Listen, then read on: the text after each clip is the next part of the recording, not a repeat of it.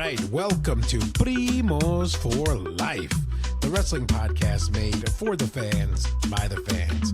Como siempre, yo soy Eddie, el niño Baque. We got Ariel, el sueño ecuatoriano, Bisueta. And we are your self-proclaimed, undisputed co-host tag team champions of the world. And in tonight's episode, we jump into another wrestling recap. We go over Monday Night Raw in Brussels from March 17th, and then we touch on NXT, AEW, and TNA, ending with SmackDown. So, como siempre, sit back, grab a snack, and let's get it on. Well, Primo. How are you? Good, Primo. How are you? Very official today, huh? Quite all business, huh? Yeah, well, we got to stand on business, man. You know, like the people are asking, they're like, I wonder what's going to happen next. Who's going to be there to recap the week for us? You know what I mean? We got a job to do, bro. I mean, do they really need to ask is the question. I think hopefully we put it out there that if you need a recap, even though, you know, we said that wasn't the plot. we can give you a recap. But it's good to talk to you as always, man. Looking forward to it. Another very solid week and a good build to Mania. Of course, AEW I wasn't so high on, or not high on, like I wasn't able to really check out, so I'm gonna have to defer to you in this conversation here. But I'm looking forward to talking about all things WWE and catching up on the week. Get everyone set up for what starts on Monday night at 8 o'clock. Yeah. Well, actually, you know what? In the spirit of, dedicating a little bit more time to Monday Night Raw and SmackDown, let's clump those towards the end and just, really just hit the highlights of NXT, Dynamite, and TNA because it's very fantastic based on my notes. Great. Sounds like a great idea. I'm all ears, my man. Let's roll. There we go. So NXT, pretty solid episode. There's a build up for Trick Williams, Javon Evans, and Obafemi, of course. Duh. Oh, yeah. And they're setting up for their triple threat match. And pretty standard episode, just a lot of unresolved conflicts or new rivalry started. The only other call out that I want to make, Stephanie Vacar has had two challengers go after her titles, and we got Miss Jada Parker, and we have another female superstar, which I forgot her name as well. Man, I really fast forward through NXT. Yeah, apparently NXT is really not like. But I mean, like because we said but it's also like we said before. You know, we're saturated with wrestling. There's a lot. It's like it's truly a lot to go through. So to take it all in. But all I know is that she has a double match next Tuesday where she'll be fighting two title matches back to back. So that's really what's gonna happen next week. Let's see how much they protect her in terms of, if she wins both of those or if she loses one or what have you, or maybe she loses both. I mean, that would be absolutely terrible, but let's see how they protect her and how Shawn Michaels decides to book this. Yeah, honestly, I think it's just gonna, because she just got them, a week ago. I feel like it's just a way to solidify her dominance and her presence and what she brings to the table. So it wouldn't make sense for her to lose one of the matches or even both. Right. But in the interest of, letting loose the North American women's title, maybe this is the way to do it. She loses one, but she retains the more important championship belt, for the remainder of the Mania season. But we'll see how they protect her moving forward, at least after this particular one, and then kind of what happens. Okay. So that was pretty much it. Everything else was pretty much standard. Good overall episode. Nothing to, say that you missed. So I have a question to you that I want to pick your brain on because you do, watch NXT and I've been following a little more recently and everything. Is when do you think the call up for Trick Williams happens? Probably after Stand and Deliver. It's the Raw after Mania? Yeah, because that's their Mania, right? Like Stand and Deliver is theirs. So I'm pretty sure whoever ends up losing that night are the people that are gonna be called up that Monday or that um, you know, that Friday. But here's the other thing that you also have to remember, right? I mean, with Ray Phoenix in the horizon, with rumors of Aleister Black coming back, Mm-hmm. who knows if anybody from NXT would come up so soon? You know what I mean? Because now you're going to have an influx of talent coming in after the WrestleMania season. Right, right. But I mean, we'll get to some of the comebackers when we get into Raw a little bit later, because there's something I wanted to touch about those guys that you mentioned. So yeah, Yeah. so okay, all right. So yeah, I mean that sounds about right. All right, I just wanted to pick your brain because I'm waiting for Trick to get called up for a minute. I'm like, all right, because he was beefing him last good, like when he took the belt off of Carmelo Hayes. Hayes been up for a little bit now. Hayes has Yeah. had a couple good series and rivalries and stuff. So I figured it just would happen by now. I figured I'd pick your brain and ask because you pay a little more attention to NXT than I do. Well, clearly not as much if I'm forgetting people's names. Well, that just means there's just a lot going on in that dome, my man. That's all it is. It's so just, much. you can only hold but so much information before, like, that's why I tell my wife all the time, I'm like, you can't give me anything new because then I'm gonna like forget how to tie my shoes, and then that's out forever. So let's not do that. Yeah, no, I appreciate that, man. Okay, Dynamite, really quickly, or 3 things that I picked up from Dynamite that wasn't there before, and I had to go to a previous episode from last month to see if like maybe I missed it, and they've always done this, but no, they just started doing this. Okay. So Mercedes Moné had a title match, and in the beginning of the match, right? This wasn't the opening segment or nothing. This is just me pointing this out. I noticed that both Mercedes and her opponent got into the ring.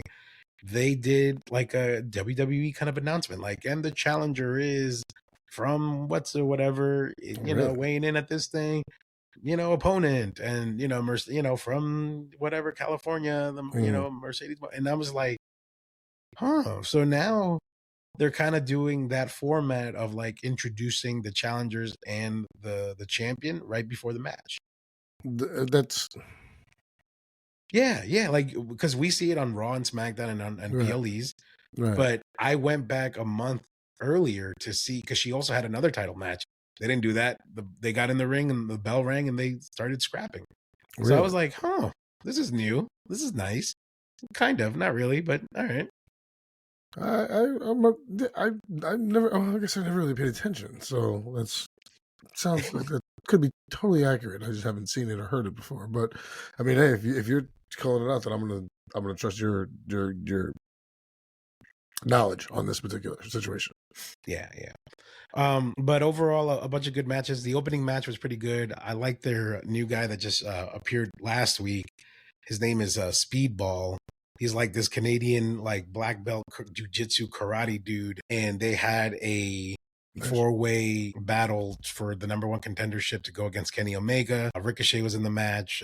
Orange Cassidy was in the match, and ultimately, what it came down to was there was like a double pin or a double ending. So Speedball and Ricochet end up qualifying to go against Kenny Omega, and now it's like a triple threat. So I mean, what hell of a match.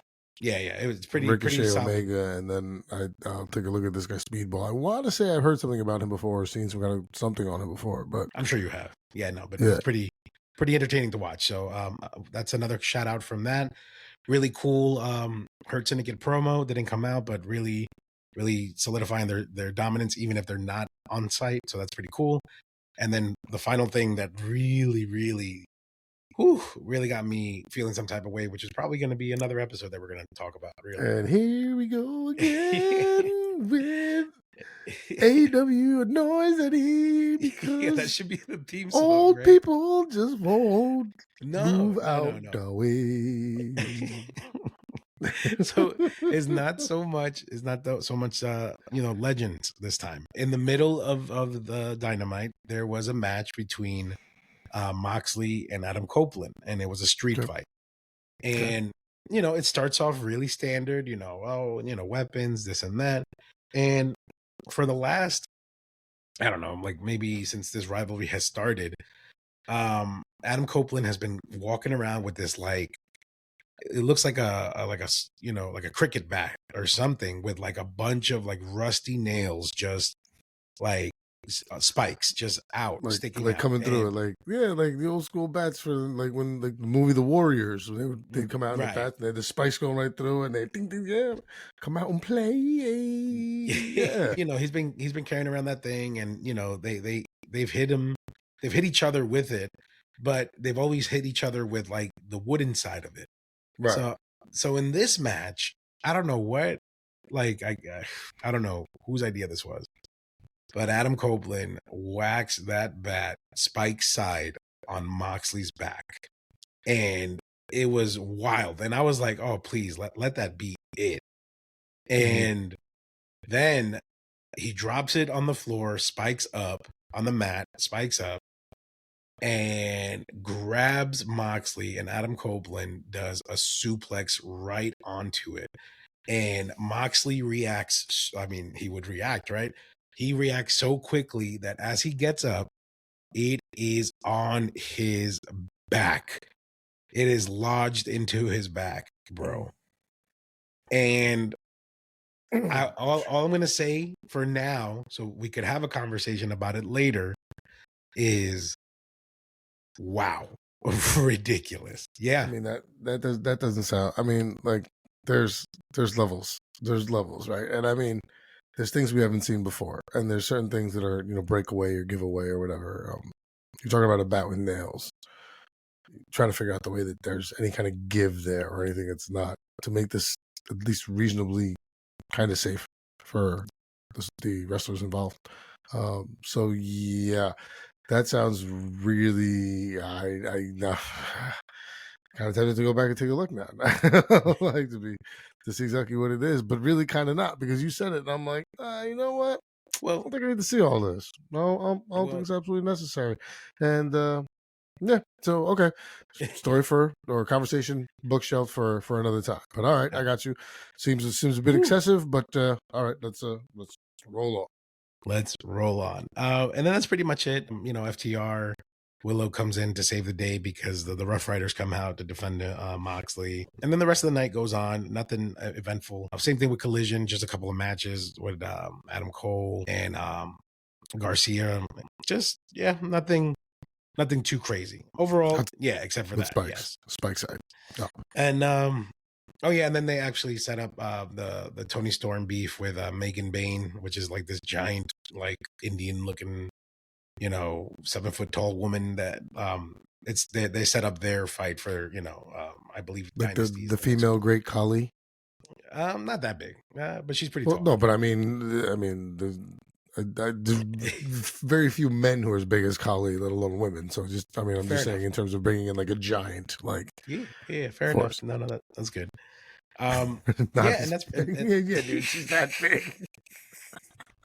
But overall, decent episode of Dynamite. Nothing crazy. Same thing. Obviously, I keep saying nothing crazy, but there was crazy. And then there's TNA. TNA, obviously, this is the aftermath after Sacrifice, their event from last week. The only real thing of importance was Santana and Mustafa ran it back. But on this episode of TNA, he started off the match. Santana came out hot and ready to roll, to rip this guy's head off.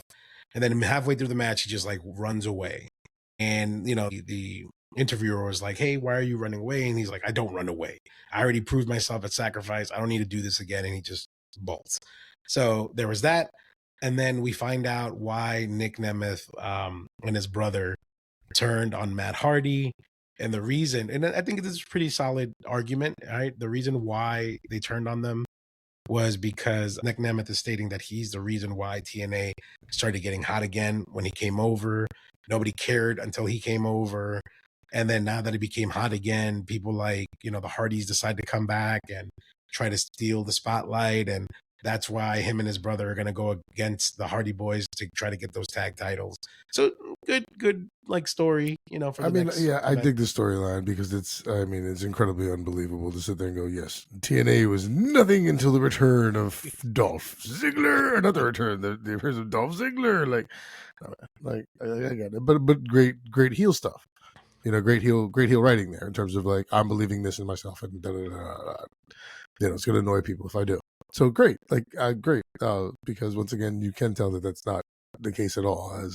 As because if anybody as of recently is to be given credit for a rise in TNA. It's the one and only Joe Hendry.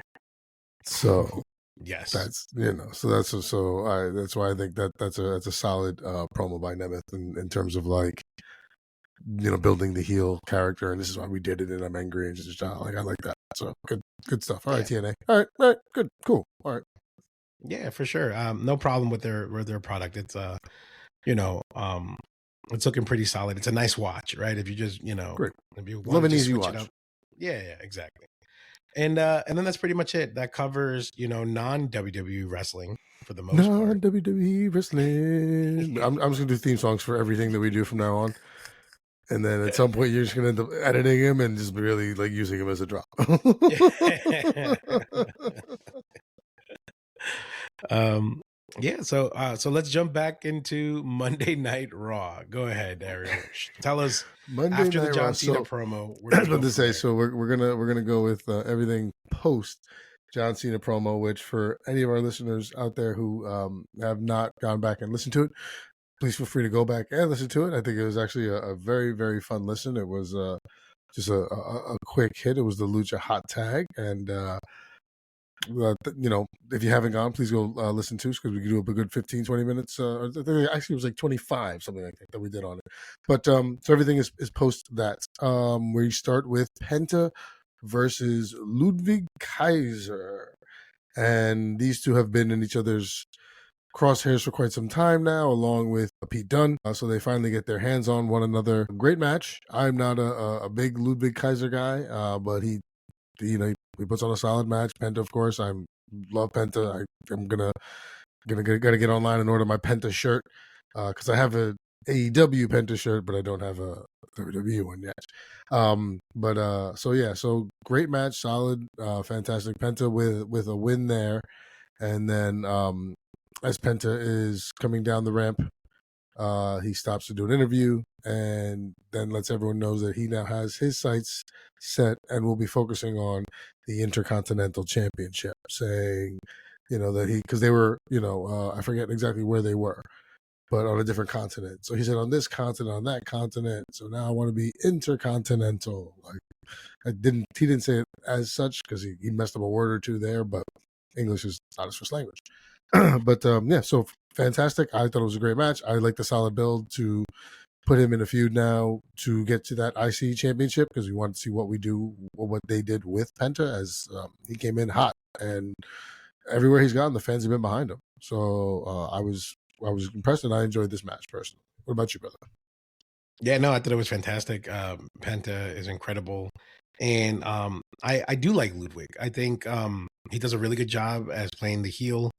And he's very convincing, you know what I mean? And especially kind of like how Gunther did in Barcelona. I like that Ludwig plays to that European card factor. It's like, yeah, we're in Brussels, but I'm still superior, regardless Right. whatever part of Europe you're from. I Yeah, he's believe walking down with his hands behind his back and all right. that fun stuff. So definitely cool. He's very good at what he does. So I was a fan, and I do like that they gave Penta some time to declare for the Intercontinental Championship.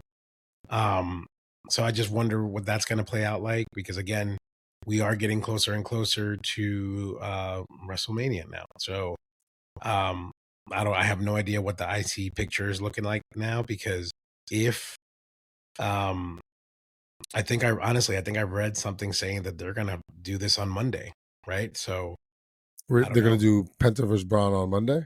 Yeah, something like that. I mean, that's what I Oh, heard. man. I don't know if that's been confirmed or not. I mean, I see because I want to say something like they mentioned something like that on one of the shows or something. I forget. So I feel like I agree. I heard that along with you, but I feel like that's kind of a quick turnaround. You have the ability to build something here using Yeah, your quote unquote mid card title, but a prestigious title like that. I mean, we're talking about the Intercontinental Championship, so I think I'd like to see a build here. I'd like to see a feud with Penta and who would be the winner of Finn Balor and Braun Breaker later on in the evening. So we'll see. So, but I agree with you. I like that they're giving the IC belt the chance to run for the IC belt. Yeah, so it should be good.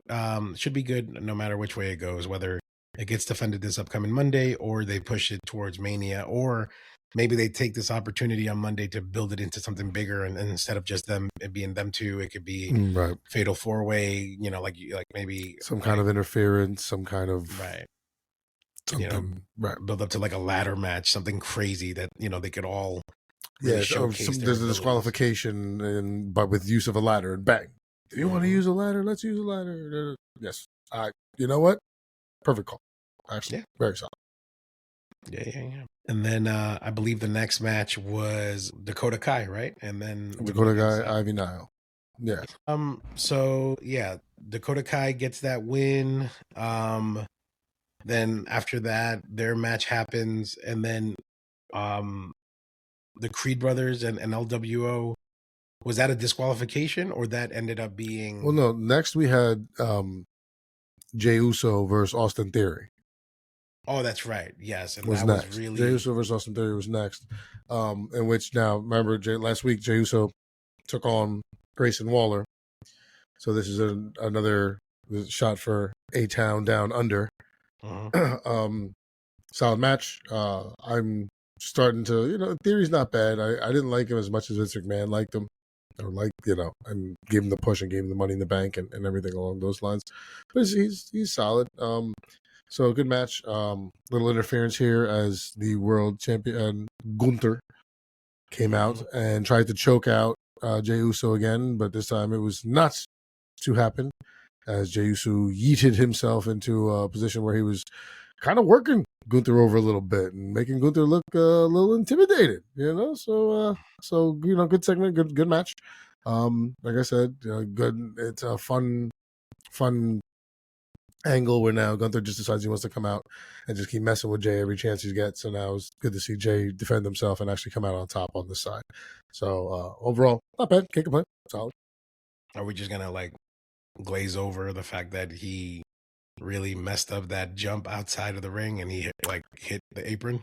Well, I know that you were, itching to bring it up, so that's why I figured I would kind of let you go in with it and be like, okay, one thing I've noticed, which is okay now. So please explain the spot to the listeners who haven't. There was a spot that was obviously sloppy. For anybody who watches wrestling for any kind of thing, even my wife who does not like wrestling, if she would have seen the spot, she'd be like, "Ooh, that didn't look good. Like that messed up a lot." So Eddie, if you'd be so kind as to go over the spot for anyone who hasn't seen exactly what happened.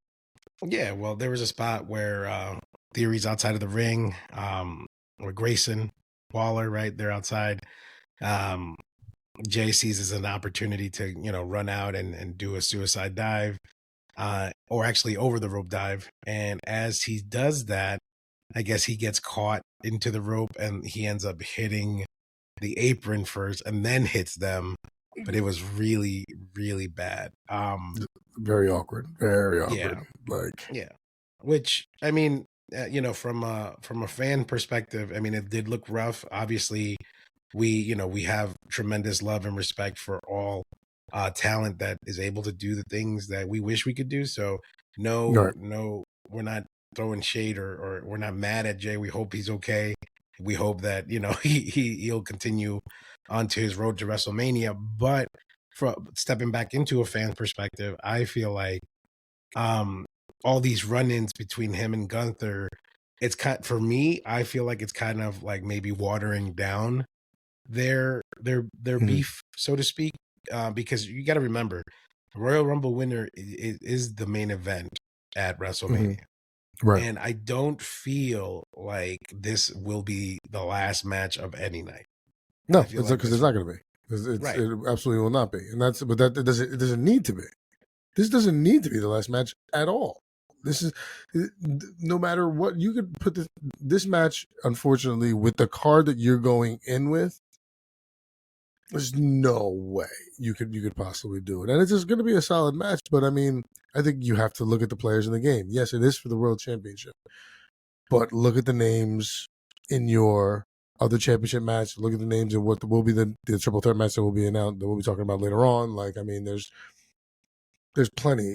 So this is not going to be. So it's not meant to be. This is the Kofi Kingston, the Daniel Bryan. They're like, yeah, it's going to happen, but it's not going to main event anything. So they have to be able to keep the storyline going, and like I said, to have Gunther come out and try and do it again, and now Jey Uso defended himself and got out on top. You're like, okay, little variation to what it is, still believable, but yeah, we can't. I think expecting it to be anything more than that is just it's not going to happen. They have way too much other stuff to offer us, so that's why I'm just like, you know what, I'll take this for what it is. Two very good superstars who are over very, very well, but you're talking about two guys who probably don't crack the top 5 each in their own program. As good as they both are. You know, they're not Reigns. They're not Punk. They're not Orton. They're not Rollins. They're not, you know, I'm trying to think who else. I mean, Mysterio. I mean, shit. I mean, if you go back to some of your legends that can still carry, you know, some stuff. So, I think it's just, like I said, quick work. They need a way to keep this build going to Mania. Yeah, no, I agree with that, and you're right. I think the disheartening part for me as a fan is that you know, I feel like the Jay wave is kind of like dying down. Yes, he's over. Yes, people love to be part of his entrance and things like that, but then once the match gets started, you're just like, oh wait, we're doing this, huh? Like, you know what I mean? Oh, we're But wrestling. Oh yeah, there's that. yeah. So, but I mean, hey, but who knows? We still have a few more weeks. Maybe they'll turn it Right. around. Maybe something incredible will happen that it'll get me, you know, hyped for the match. You know what I mean? I mean, They'll get ultimately, you back on the yeah, bandwagon. right. But at the end of the day, I mean, I still want Gunther to win. I mean, the way that they're building Jay is like, I would be happy to be wrong. You get what I'm saying? But I still want no, I Gunther to mean, win. I'm happy to be wrong, definitely, and I actually think in this case you might actually be wrong. I think this might be the time that they put it on Jey Uso, but we'll see. Yeah. Because like I said, Triple H is not averse to doing a swerve and, you know, pulling the wool over everybody's eyes. Then now we have the Creeds versus the LWO. So they were in there fighting, solid match. You know, the Creeds now are bad guys, and then at the end of the match, we get one of our most favorite things ever on this podcast, the run-in. Yeah. So the run-in comes in, and I think they call him El Grande Americano, I want to say is what they're calling this guy. And I want to check my note. Yep, Grande Americano is what this dude is called. And this is the Chad Gable. Everyone, what Kathy Kelly had told and everyone had assumed last week was Chad Gable in a luchador mask. So which was fun to see. And it's, you know, so now it seems like it's just too easy to be Gable. So I think kind of the other easy one to walk into is one that you mentioned before in terms of Rey Fenix. Mm-hmm.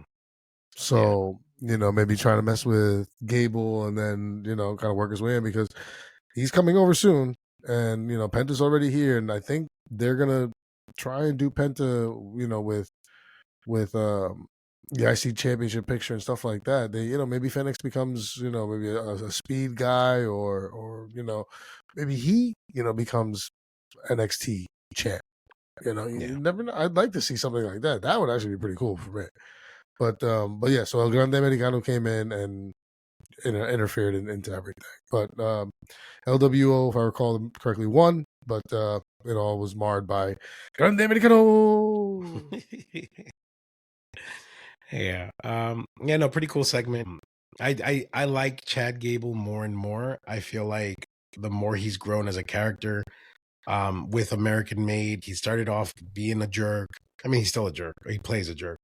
But then having his run in with Wide Six, and then now ultimately starting this beef with luchadors, I think it's all working pretty well for him. So I hope we get to continue seeing him, you know, develop this Gran Americano character. Yeah. Solid. Then the final match of the night, right? See.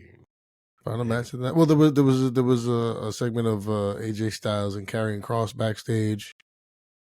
Karrion Kross trying to push buttons about Logan Paul. And then he's like, "You're not going to push my buttons." And then he makes the puppeteer thing at the end and stuff. And then we get to the championship match, Intercontinental Championships. Well, I will let you kick off and roll with. Well, before we do that, because you touched on something really good with Karrion Kross, I really hope that the payoff with that really is something spectacular, because they've been building that like little by little for like the last couple the payoff months. in terms of what, the Logan Paul AJ Styles storyline, or the Karrion Kross being a puppet master? Yeah, that like the Karrion Kross being a puppet master, because it's been like for months he's just been yeah, because he's been doing it to people like trying to do it with Xavier in the New Day, and I forget who else he was. Miz, right? But it's the AOP is gone, and so is Paul Ellering. So he lost the final testament.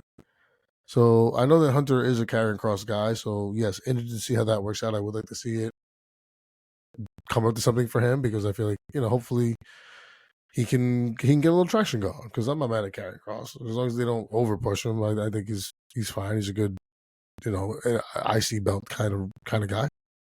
Yeah, I can see that. But speaking of IC belts, then the final match of the night is Braun Breaker versus Finn Balor. Which is funny, because going back to segments, there was a Judgment Day segment where Dominic brought up bringing in a potential new member, and that it should be Penta, but Finn got offended, because he was like, well, you're gonna bring in the guy that's gonna go for my IC title belt, and and he was like, oh, well, I didn't know he was gonna get it. And then Carlito comes in with the, you don't watch the show, do you? So, which is good. So, yeah. So Carlito's definitely rocking it as that comic relief, the way that Truth was when he was in the Judgment Day, right? Or quote unquote not in the Judgment Day, but he was always in the Judgment Day. Yeah, Truth. To me, with Tom and Nick Mysterio. Tom and Nick, that's right. There's 3 extra members there. You gotta remember. But overall, the match was fantastic. I mean, Braun Breaker to me is such a he's proven himself more and more each time, and then to go in there with someone like Finn Balor, who's also spectacular, probably one of the most underutilized folks on the roster. Yeah, I mean he's great. Remember, he was the first Universal champion, right? And if this guy didn't buckle bomb him and destroy his tricep, who knows? Yeah, and it's kind of sad to see. Now you got me all sad, because like that's with the time when like he got it for the first time, Kevin Owens got it for the first time. Like a few people only got a few runs with those titles, and then everyone else started going with the long term, reigns and stuff like that. But what I'm trying to get at is that early on at that point in time should have been where multiple people should have been champions, like a Kevin Owens, like a Finn Balor, like an Andrade, like a Rusev, all that stuff. But that's neither here nor there. Going back to this match, again, fantastic. Dominic tries to help and ultimately ends up costing Finn the match by Finn's on the turnbuckle and he falls and hurts his demons, and then he falls and ends up losing the match. Yeah, you just caught it, huh? And then that's it. Ends up losing. So now it's back to Braun. And didn't Penta come back out to like and go then face to face? Well, so what happened was Braun gets the win, and he's jumping around the ring, and he's hanging, holding his belt up and climbing the ropes, and then the Judgment Day comes back in full effect. Carlito pops up, little demons arise, and Dominic gets up, and they all start beating up on Braun Breaker. Cue the run-in from Penta to help clear the ring. Right. And then we have Penta, if I recall correctly, picking up the IC belt, looking at it, and then I think like handing it to Breaker, or like putting it in his chest. This was about a week ago that I watched this episode. So, so it was good. But then once again, great there, because now you're solidifying Breaker and Penta. Like I said, hopefully they don't rush this. We should probably look to see if there's any kind of Raw preview coming up, anything like that. But no, I think it was a good match. It was a good way to end the match. It was a good way to start selling the demise of what appears to be the Judgment Day. Yeah. Because it's something that has to happen. I think we've had our run with it. It stinks because I like these guys. I had mad respect for JD McDonough taking the shot he did to injure him.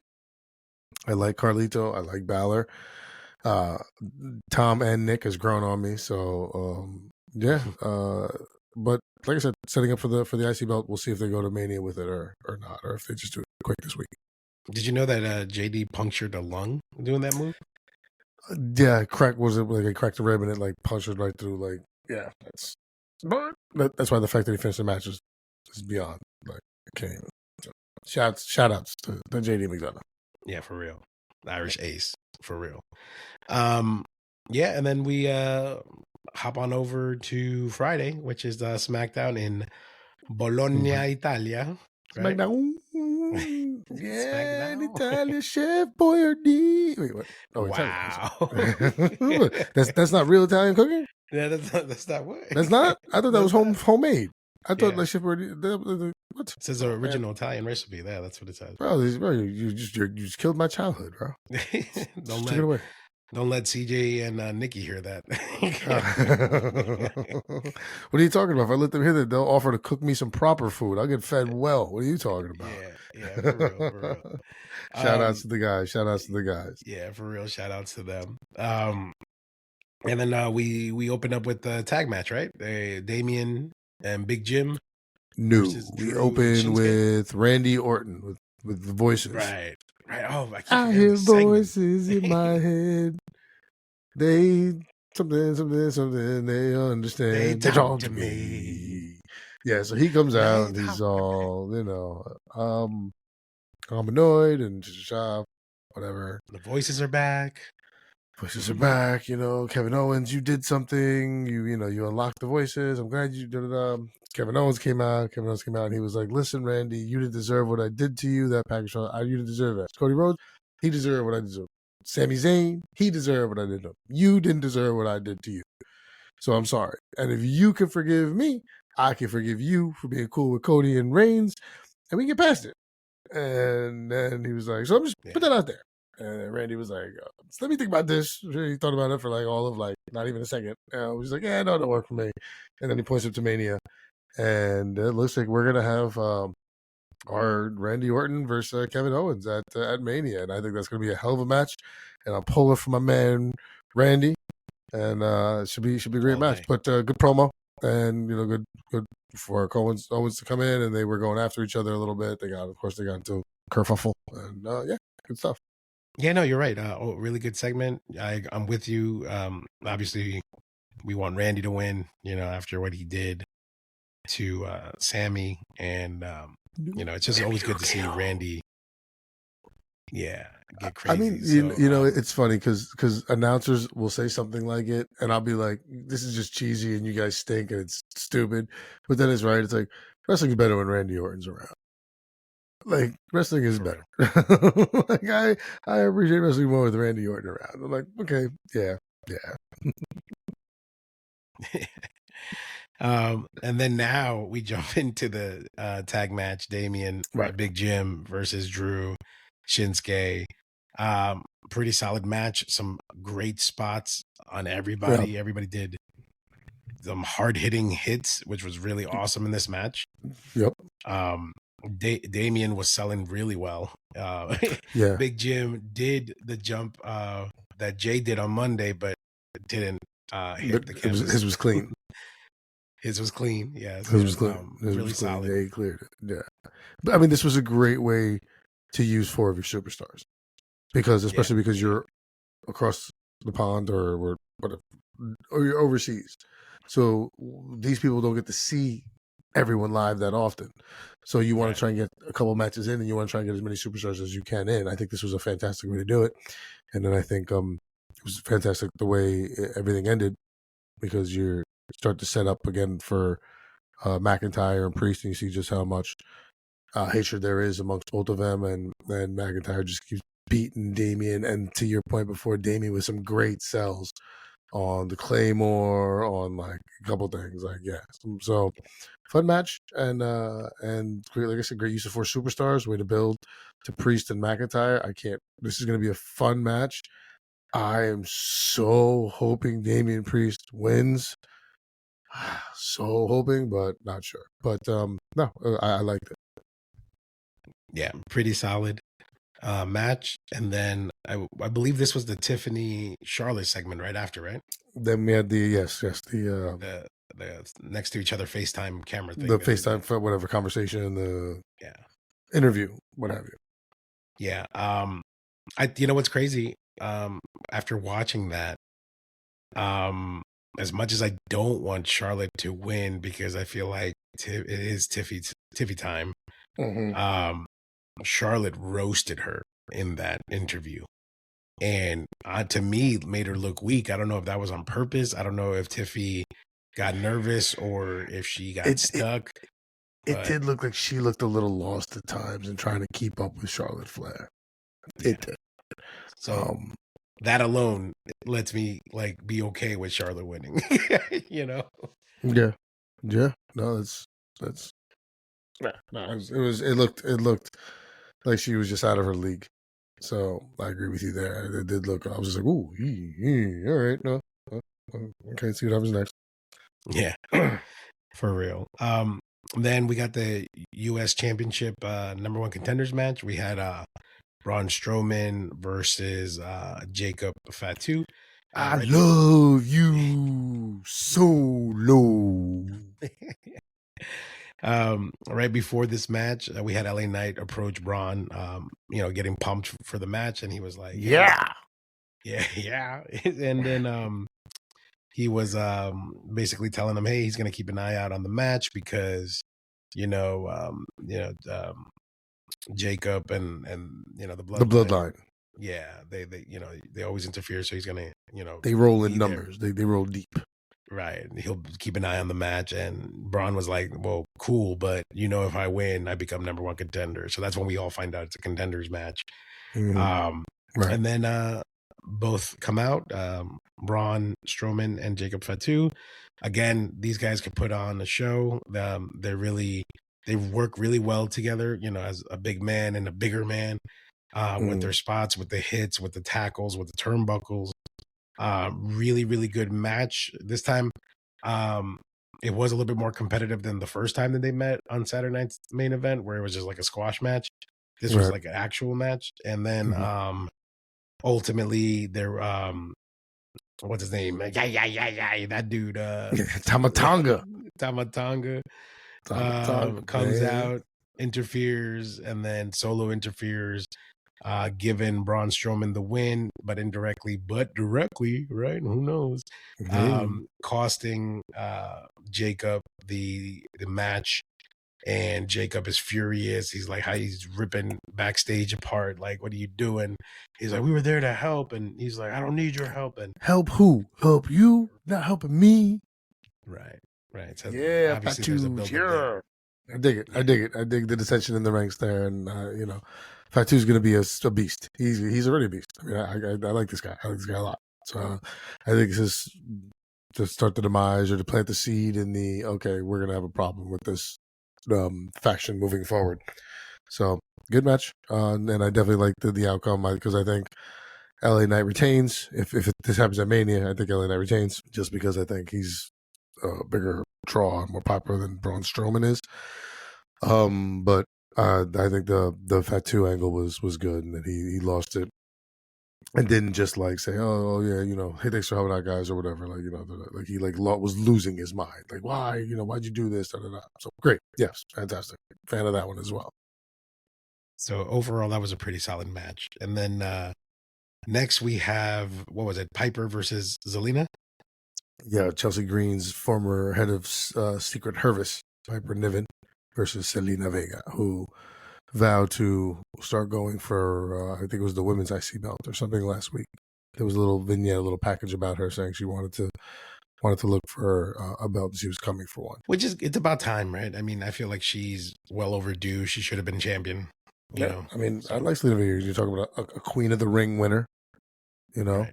So I think she's solid. I'd like to, unfortunately, she's in that Rey Mysterio book of, compared to the other female superstars, she's smaller. So that kind of can be a hindrance sometimes. But I agree with you. I'd like to see Selena get a little bit of push and see her get some traction going. Yeah. But overall, the match was great. I enjoyed it. I enjoyed how she worked with someone that's obviously bigger than her. The spots were great. Setting up for the 619, all that stuff that she ended up doing. I was not a fan of the interference, but obviously that was bound to happen. Part of me kind of wishes that even though the interferences happened after the final interference, she could have turned around and still got the win over Piper, but obviously that's not how it ended. Piper ended up getting the win right at that point. Yeah. So solid match. I mean, yeah, I guess you're putting over the Chelsea Green Secret Hervis crew because now you have Alba Fire who's coming out in the suit and everything and talking into Hervis like she's security and everything. So fine, get the bill going there. I agree with you. I don't like that Zelina took the loss here. I want to see her get something going, but building the female stable, right? So Yeah. you gotta break some eggs to make the omelet. So unfortunately, Zelina Vega is an egg in this situation, but hopefully bigger things and better things coming for her forward. Which is when I saw that vignette, that little promo, I'm like, okay, hopefully they can start doing something with her if one of these vignettes is here. I agree. And then we jump into the Jade and Liv match that was set up in Barcelona. Mm-hmm. We get that going. So obviously Jade made it without getting thrown into any cars. Yeah, apparently started off really good. Yeah, I get surprised on how much Jade has improved. You know what I mean? Because she was still so green in AEW, and then even when she was here, when she first started here at WWE, it was still a little bit noticeable. But now I feel like she's really, gotten the reps in, and I feel like she looks believable. You know what I mean? Yeah. So very solid match, majorly. But then we have another interference, which seems to be the flavor of the week. Another interference, this time by Naomi. Yeah, I like this. I like seeing this side of Naomi. I was like, yeah, girl, do the thing, get her, go. Yeah, I was kind of digging it too. I was digging the attack. I was digging the new caution tape outfit. I thought it was pretty cool. Definitely gives her a new look, revamps her a little bit more. So, overall pretty solid, segment. Yeah, I agree with you. There's nothing really much I can add to that. It was, like I said, just a solid segment. Start prepping for everything moving on in the future. Give Naomi a chance to do it's the Jey Uso thing. It's like, all right, now she gets her chance to come back and do it. So great. Yeah. And then next we had final thing of the night. Well, not the final thing of the night. We had the final match. It was an interview and then a tag match with our newly crowned tag team champions, the Street Profits, versus Legado de Fantasma. Oh, sorry, Fantasma. I love both of these teams a lot, so I'm very happy with this match. I love Montez Ford. I love Montez Ford, and I'm a big Santos Escobar guy. They need to get a feud for this guy going. They got to do something because he's great on the mic. He's solid, man. He sells a story. He's a great heel. So great match. Tez just as athletic as can be. Tez is one of the guys, the newer guys that are coming up, that aren't the Rollinses and the Reigns, whatever, that I'm looking forward to. Tez and Penta, like these are the guys I want to see start getting the pushes now and then moving forward, stuff like that. So, great match. I'm very athletic. Berto and Garza they're great there. So really fun. Great match.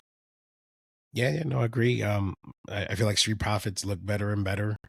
That little flip that Montez did off of the Garza and Humberto, it was like wild, where he just kind of like flipped and stood up. It was he landed. Yeah, he landed like a double flip or whatever. Yeah, it was crazy. I'm like, awesome. Yeah, Montez is like really, really, really showing out. But like you said, that's credit to all teams. Like even Humberto and Garza, like they were major components of that. But I agree with you. Really good match. Obviously, the Profits retain, and then there was a segment in the back of DIY trying to get Pretty Deadly to get on the same page on like, hey, we'll help you guys, lock in your title match and et cetera, et cetera. So, and then you give us a shot and blah, blah, blah, blah. Right, which I think ultimately leads to the giant tag match at WrestleMania at some point. So Maybe a gauntlet match with Tez and with the champions being the last team in the gauntlet might be fun. that'd be cool. Maybe something like that. You know what they need to do? You know what they should do? You know what they need to do is during this Elimination Chambers, have an Elimination Chamber team match and then just tornado it and just have like 18 just 12 superstars in there just destroying one another. Well, they did that one year with just war game style, but like, well, I guess that's war games then. Yeah. Well, no, like they did that with one Elimination Chamber PLE with where the New Day and the Usos were all in there. Like that was a crazy tag match. Yeah, like, that's what they need to do. More stuff like this. But I think that would be fun for Mania, especially the way they're currently running with this tag division on SmackDown, more so than Raw, I guess. But it's fun, and there's a lot of good teams. Like a lot of good teams. So I think they need to come up with something, and I don't want to call it a gimmick match, but I think you just have something fun at Mania for the belts. For sure.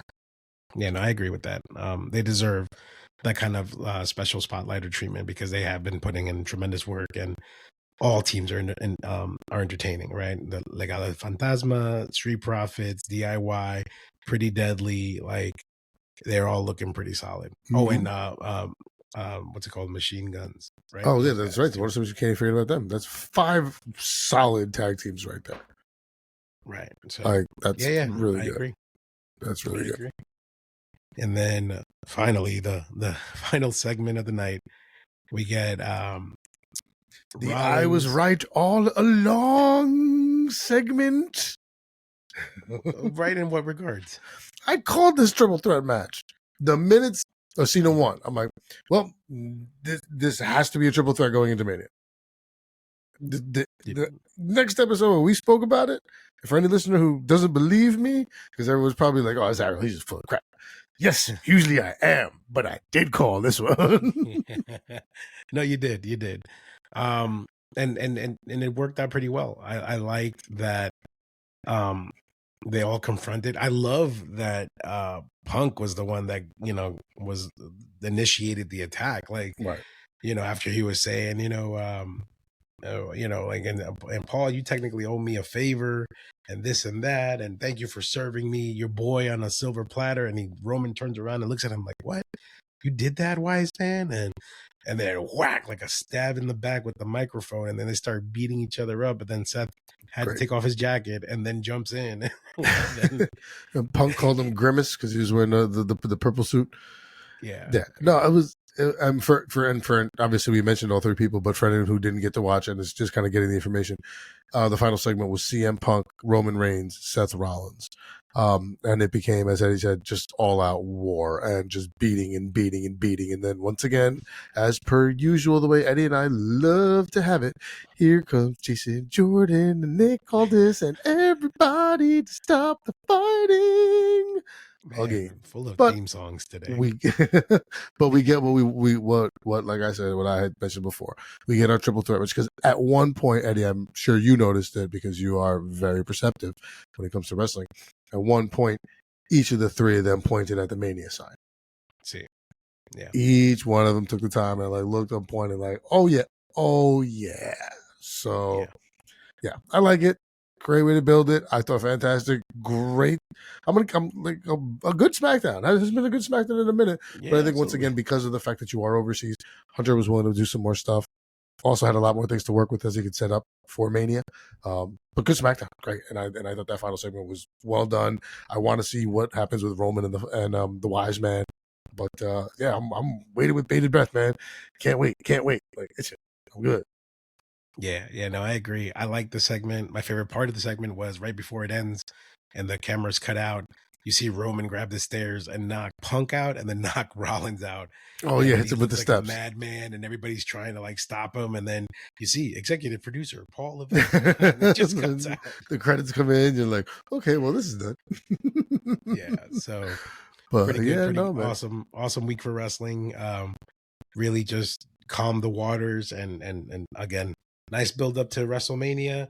Yeah. I am still curious to see the final cards, but I do see that little by little we're trickling in with the official right now. As of now, we got Charlotte Tiffy, Jay Gunther, Cena, Cody. We got Randy KO, and we got the triple threat, which is the triple Roman. threat, and we have we have the triple threat of Reigns, Rollins, and then we're not sure if we're getting the triple threat of Io, Bianca, and Rhea, but we know we're definitely getting Io and Bianca. Oh, by the way, side note on that before we sign off, I am not happy with what they're doing with that. The fact that she hijacked the contract, Rhea, and she wrote her name on it, and write her name on it, and thankfully, I like that. All this is like no, that or Pierce. It was Pierce, right? Because it was on Pierce. Raw. Yeah, Pierce is right. Raw. Adam Pierce is like, no, this isn't illegal. You know, this doesn't make you a part of the match, and it's like, but it's a legal document, and I have it, and I'm like, you know what? Final thought on this. Charlotte was right. You know, like she's still immature, and that's probably why she didn't pick her, and that's why she went to Tiffy, right? Because that was part of the reason why when she was champion, she was like, you still haven't learned your lesson, you still haven't grown up, and you know, instead of letting me choose you, you have to come out here and make a spectacle. And with that same mentality and that same thought process, I agree with her, because that's really childish. I think it would be really stupid if she inserts herself into this match this way. I think what they'll probably do is not let her insert herself in this way, but I think this is the beginning of her being a nuisance until she does get put into the match and just doing different things that she can do to get in, which I agree with you, kind of stupid, but in everything playing the way it is and Mania happening, you know, you give them this, you know, she lost the belt. Yeah, that was probably the thing. The thing was like, listen, we're going to take the belt off you. You know, we put it back on you at Mania or whatever. That's a different story, but we'll take the belt, but you're going to be involved. Like, you're going to be involved. So I agree with you. Not a big fan of it, but once again, I call that one too. But yeah, we'll see what happens moving forward. But I think it's the beginning of if they give her that option, that means just then anyone, whenever a contract is, can walk up and put their name over at the end, and we'll call it a day. So that's why I'm thinking the beginning of her just being a nuisance until time for her to, or for them to be like, all right. And I don't think, and it may not even be as simple as Pierce doing it. It could be as simple as her annoying Bianca and Io so much that they're like, yes, put her in the match. Let's go. Which at which point now, that's your own superstar's fault. Yeah. So I guess, but I don't like that. The most she deserves at this point is like special guest referee, if anything, just to like screw enforcer over. or something like that. But we'll see. Right. Maybe that's what he does. Maybe that's where this leads. Maybe he says you want to be in the match, you're in the match as a ref.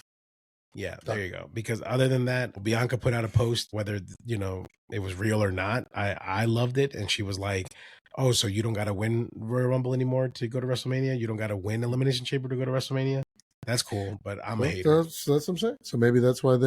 This is maybe like the Cody Crybabies thing. That's why maybe this it may not be as cut and dry for you as her putting her name on there solidifies it. But you know, it could be the nuisance.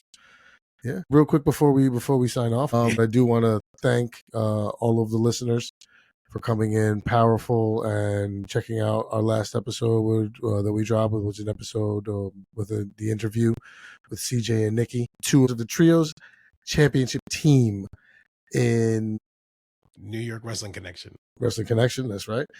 So shout out to them again. Thank you guys really much for your time. We really appreciate that. Thank you for everyone going out and listening to that episode. Thanks for all of our listeners who wholeheartedly, once again, sincerely, from the bottom of our hearts, you guys. Without you, I mean, this would not be even a thought in our minds, and we do it because it's fun for us, but we're glad to see that the numbers come in and people are listening. So once again, pass it along.